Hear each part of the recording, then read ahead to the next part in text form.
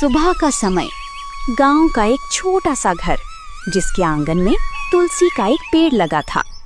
चिड़ियों की चहचहाहट के बीच घर की छोटी बहू गीता झाड़ू लगा रही थी।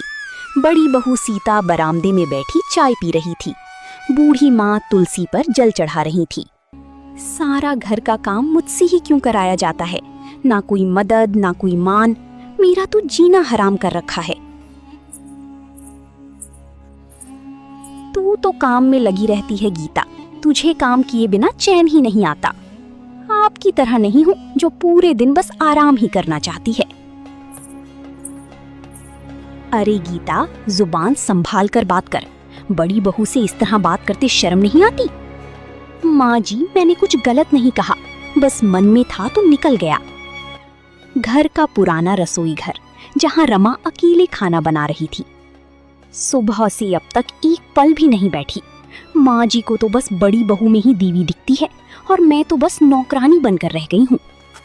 तभी गीता का पति अमन रसोई में आता है। गीता, कुछ मदद कर दूं? नहीं जी, आप तो बस मजदूरी करने जाने की तैयारी कीजिए, जैसा कि आपकी घरवाली चाहती हैं। मैं कर लूंगी घर का काम अकेली। गीता, माँ को कुछ समझाना मुश्किल है। वो बचपन से ही भैया को ज्यादा मानती आई हैं और बहू के रूप में भी वो सीता को ही देखती हैं। दोपहर का समय, आंगन में माँ और सीता बैठी थी। सीता बेटी, तू तो इस घर की लक्ष्मी है।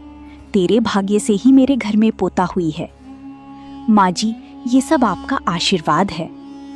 और उस गीता को देखो, वो तो बस अपनी दुनिया में मस्त रहती है। हाँ, बस खुद को ही चालाक समझती है वो। तेरे जैसे संस्कार थोड़े ही हैं उसमें। गीता दूर से सब सुन रही थी। उसकी आंखों में आंसू आ जाते हैं। रात का समय, सब खाना खा चुके थे। गीता चुपचाप बर्तन धो रही थी।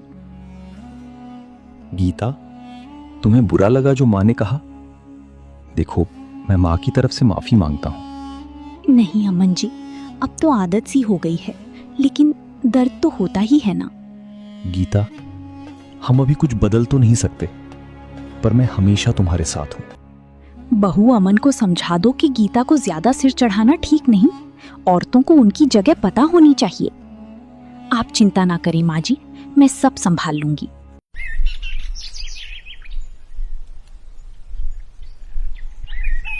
सुबह का समय, गीता रोज की तरह जल्दी उठ चुकी थी और चूल्हे पर चाय चढ़ा रही थी। बाहर से माँ और सीता की हंसी की आवाज आ रही थी। मेरी तो हर सुबह एक जैसी होती है, कोई बदलाव नहीं, बस काम, ताने और तिरस्कार। क्या यही लिखा था मेरे भाग्य में? तभी गीता की सास रसोई में आती है। गीता, सीता के लिए अदरक वाली चाय बना देना, आज उसकी तबीयत थोड़ी नासाज है। मेरी भी तो रात से तबीयत ठीक नहीं है माँ जी, फिर भी आपने मुझसे कुछ नहीं पूछा। ओह, अब बीमारी के बहाने बनाने भी सीख लिए तूने। अरे सीता से कुछ सीख, जो बिना शिकायत सब करती है। गीता चुपचाप आंसू रोकते हुए चाय में अदरक डालने लगती है। उधर बड़ा भाई रवि काम से लौटता है। माँ, मैं आ गया। आ बेटा, थक गया होगा। गीता, जल्दी से पानी ला। अभी लाई माँ जी। गीता सब देख रही थी कि किस तरह बड़ी बेटी और बहू का सम्मान किया जा रहा है, लेकिन उसे कोई नहीं पूछ रहा। इसके बाद आंगन में पूरा परिवार साथ बैठता है, केवल गीता को छोड़कर। रवि बेटा, हमें अपनी पोते के लिए अच्छे स्कूल का इंतजाम करना होगा। तेरा बेटा बहुत होशियार है। हाँ माँ, कल ही शहर चलकर देखता हूँ। अरे हाँ माँ जी, हमारा गोलू तो सब में अव्वल आएगा। माँ, गीता भी तो पढ़ी लिखी है, वो भी घर के बच्चों को पढ़ा सकती है। इस बहाने कुछ कमाई हो जाएगी। हमें किसी परदेसिन की पढ़ाई की जरूरत नहीं। हमारी बहू तो सीता है, गीता तो बस बोझ है। सन्नाटा छा जाता है। गीता कलेजे पर हाथ रखकर दूर खड़ी सब सुनती है। रात का समय, अमन और गीता अपने कमरे में बात कर रहे थे। गीता, मुझे शर्म आती है कि मैं तुम्हारा पति होकर भी मैं कुछ नहीं कर पाता। ऐसा मत कहिए, आप ही तो मेरी सबसे बड़ी ताकत हैं। आप हैं तभी मैं सह पा रही हूँ। एक दिन सब बदलेगा गीता, बस थोड़ा धैर्य रखो। धैर्य की भी एक सीमा होती है।